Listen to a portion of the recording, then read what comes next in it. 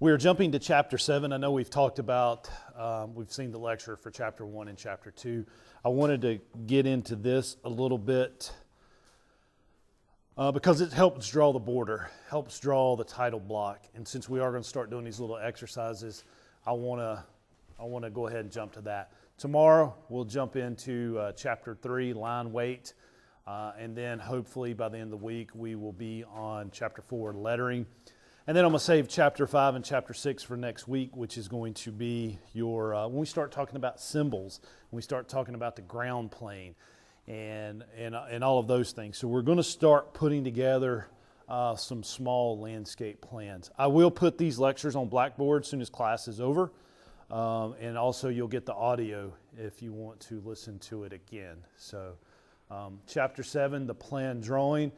Please read it, this week. I did go ahead and write on the board, read chapters 1, 2, 3, 4, and then 7. And then we're going to do an exercise today immediately after this for chapter 2. And then we will keep going along with exercises this week. But chapter 7, the plan drawing. We're going to learn how to lay out the plan drawing. And we kind of did that, Friday before the weekend. We did drawing the title block. Basically, that's part of the plan drawing. We're going to learn how to draw that border, that title block. We're going to know the vital information included on the plan. What are some things y'all think need to be on the landscape plan that we've already learned? What was the exercise that we did Friday? We drew the border, but what else did we do? Yeah, title block. It's part of it. But what else did we learn how to use Friday? It is a tool, but the scale. The scale. You're going to have the scale on the drawing. You're going to tell the builder, you're going to tell the homeowner, hey, it's 1 inch equals 20. It's 1/4 inch scale. It's 1/8 inch scale. You're going to put that in the plan drawing. You're going to let them know. What are some other things that need to know? What is another vital piece of information when it comes to orienting a property to what? Oops. We talked about I asked this question last week. What is the best place to put an outdoor patio or deck? What orientation? To north, south, east, west. It's the east. So what else do we need to put on that title block? The direction. Where north is. We need to know north arrow. We need to know which way north is. So we can tell what type of plant material we need to use. You don't want to put azaleas on the western side of the house. You want your shade-loving plants to definitely be on like the eastern side because they can stand that morning sun when it's a little bit cooler, but as the day gets warmer, they need that shade. Understand the various approaches to labeling symbols and the ground plane. We can do that with our graphics or we can actually label it. And then know what information is included in the plant list. Plant list, we probably need to have the botanical name, the common name, the size that we want planted, whether it's 3 gallon or 1.5 inch caliper tree. We need to know the color and the symbol that we're going to delineate it on the plan. And then learn how to create that plant list. Now, yes, we're going to learn how to do architectural lettering, and you're going to get tired of writing in architectural lettering. But I'm going to show you shortcuts as we progress through the semester that we can use computers, that we can print our plant list to what we call a sticky back and peel it off and put it on the plan. And we can do our title blocks that way. We still need to learn how to do architectural lettering, but towards the end of the semester, we'll be able to take a sheet of sticky back and print the information that we need on it and then just pop it down on our plan drawing. The elements, again, we're going to use vellum or mylar. We're pretty much going to use vellum for our projects here, or the bond paper, the copy paper that we're using on the 8.5 by 11. Our scales, definitely going to be 1/8, quarter, 10 scale, or 20 scale. Straightforward. Those are probably the only scales that we are going to draw in, other than some of these other exercises that we may be doing, the smaller exercises, just to get you used to using a scale. And also during this week, I promise we will do some more scale exercises to get you guys 100% comfortable with your scales. Our border, again, 1/2 inch to 1 inch. We're using the 8.5 by 11 pieces of paper for our exercises. We're going to go 1/2 inch. If we're doing the larger sheets, we're going to go 1 inch, especially the 24 by 36. Even on our 18 by 24 pieces of paper, we still might use a 1/2 inch. Which should be an 1/8 inch thick round tip marker, or we could use a pencil, and you're going to use consistent thickness and balance, or you could use pre-bordered paper in your career. We're not going to use pre-bordered paper here in class. We're going to draw our borders. So drawing it, you need that T-square, square the paper to the T. The T-square, the wooden ones have a 1/2 inch plastic window. The metal, make sure the guidelines are off the side of the paper. We can use a 4H lead used to make the guidelines, and then find the corners. And I think that exercise that is on the yellow sheet of paper, we're using a 0.5 4H lead to start with. Marker, use the marker to draw the border. Do not vary the speed, or you will get an inconsistent line. Then binding, 3 to 4 inches on the short side to allow for binding. Now, what do you think binding is? Basically, that's putting the drawings together and stapling them on one end. This is only going to be on your 24 by 36 sheets of paper. It would be smaller if we were using the 18 by 24s, and we're not going to do it on our little 8.5 by 11 exercises. But you can get these little tabs that fold over, like you'll see like a black strip, and a lot of architects and designers print their logo and all kinds of information. Or if you purchase it from like Reprotect Graphics on Peters Creek, it's going to have their information on the binding, and that's okay. You know, they're printing them for us, stapling it together, and they're throwing a little advertisement. But you can get the binding strips with your logos on it as well. Border tape. Now, there is such thing. I very rarely use it, but it's 1/8 inch wide black tape used to lay the border. It is really like almost like electrical tape, but it's only an 1/8 inch thick, and it is aligned. You can trace your borders and then go and tape out your border. Again, I don't like it. I'd rather draw it because it takes a lot of time to make sure that tape is perfect. And then again, pre-draw your borders.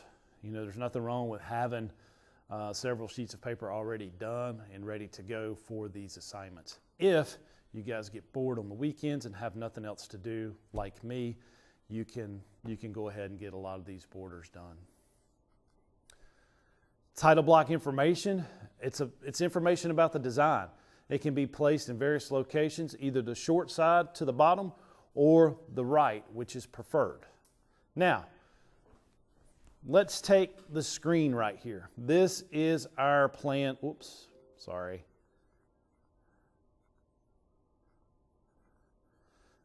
This is our landscape design piece of paper. We can either have the information at the very bottom, or it can be on the right side. Most of the time you're going to see it on the right side. Most people prefer it. It's totally up to you guys, especially when you start doing some of your own designs, but I will tell you where to place it for our exercise. We might do one or two with the bottom, and then we'll definitely do the stuff on the right. And that's going to have your company name.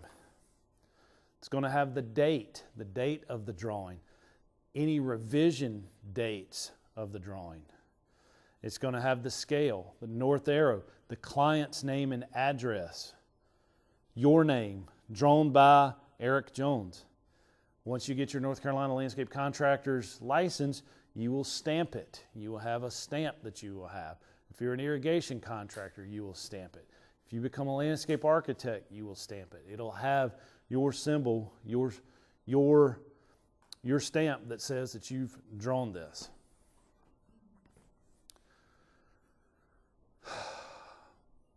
Vertical drawings. All right, again, let's take this as our piece of paper. That's horizontal.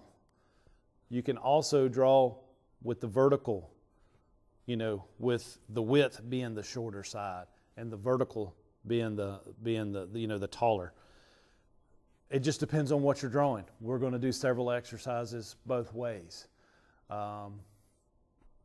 We do a lot of survey drawing that we're going to use vertical orientation. So everybody understands vertical and orientation of a piece of paper, right? Portrait and landscape, basically. We'll draw some portraits, we'll draw some landscape style. So it just depends on the exercise. So basically that's what we're talking here. The title block is usually drawn 2 to 3 inches high and can be incorporated in the border or be freestanding from the border. Now, what's cool about that is maybe on a master plan, but definitely not when it comes to construction detail drawings. If you're doing a master plan for somebody, you may have a drawing that doesn't have borders, and you just box out the title block information. It has its own graphical appeal doing that. I still recommend using a border, especially getting started. That way everything's neat and placed, centered up and all that. But you definitely can turn in a drawing to a client or present it without having borders and actually just boxing in your title block. For this class, when we're using the 24 by 36, we'll definitely use a 3-inch title block. We may go a little bit smaller if it's an 18 by 24, but typically everything we do will be 3-inch title block. Now, your title block can also be colored and full of colors and traced out with markers and used color pencils, and we'll get to that, and we can actually make it fancy and colorful just like our landscape drawings. Again, client's name, address, written in the largest font, usually 1/2-inch letters, address 1/4 inch. We'll have our name, our logo, and then the date whenever we finalize the design, and then any revisions after that. Plan number, the number of plans bundled together. Like this is sheet 1 of 3. This is sheet 2 of 10, just depending on how many drawings that we have binded together. What is the plan? Is it a concept? Is it preliminary? Is it the master plan? Is it an irrigation plan? Is it the planting plan? Is it construction details? Each sheet will have a name for it. And then any revisions that we do, and then a file number if we use a type of filing system. North arrow, magnetic north, and then the scale. We can do north arrow as fancy as we want, or we can just draw a basic arrow. I like taking a circle template, drawing an arrow in it, whichever way north is, and then the scale. We can write it, 1 inch equals 20 feet, or we can draw a graphic scale. I like having both. I like saying that it's 1 inch equals 20, and then I like doing that graph. Why do I want to show it graphically? So you can know what it looks like.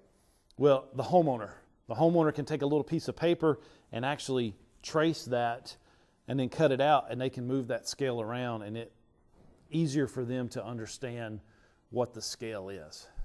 If 1 inch equals 20 feet, they can cut that little 1 inch out and move it around the plan and say that represents 20 feet. And basically, here is a master plan with a section drawing up top. And we'll get more into section drawing next semester. But this is a master plan design. It's got the information down here, the landscape architect, the master plan design for who, the address and everything. They've got their north arrow, so they've done north with the arrow drawn that way.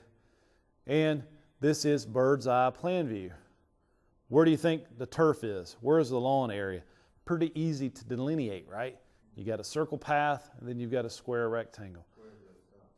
And this drawing up here, guys, is this line straight through. So you draw that line straight through, and basically you just lift the paper straight up and you draw it. And so you can see gazebo like right here. You know, the lawn area you're not going to see much, but you can see the trees in the background. It's pretty cool stuff. And we'll definitely get to this semester. And then we'll start learning all that and doing more complicated design work in 213 if you guys take 213. So any questions on the plan drawing and what needs to be on it? So what are some things that we need to put for this class on our plan drawing? HOR 112-100, Landscape Design 1, Fall Semester 2018. Instructor, semicolon, Eric Jones. Your name, the scale, the date you drew it, and lab exercise 1, lab exercise 2. That type of information is what we will start putting on our exercises that we do. So you know that it's yours, I know that it's yours, and can grade it correctly and properly put it in the grade book. So again, what needs to be on our exercises? Class information, HOR 112-100, fall semester, instructor Eric Jones, your name, the date, the scale, where the north arrow is, what the lab is or what the project is, and any pertinent information that you think might need to be in there. We good? Y'all ready to do lab exercise for chapter 2? We're actually drawing again.